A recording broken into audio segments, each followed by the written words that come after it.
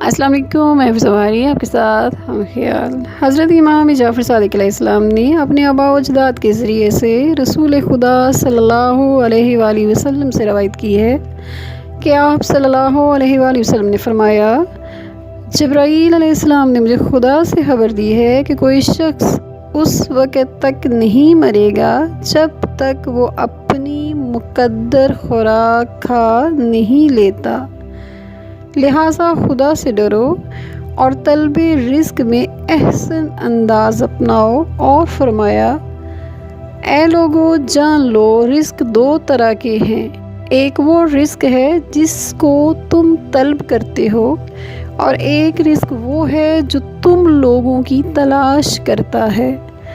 حلال طریقہ سے اپنا رزق تلاش کرو، کیونکہ اگر حلال طریقہ سے حاصل کرو گے تو حلال کھاؤ گے، اور اگر حرام طریقہ سے اخذ کرو گے تو حرام کھاؤ گے۔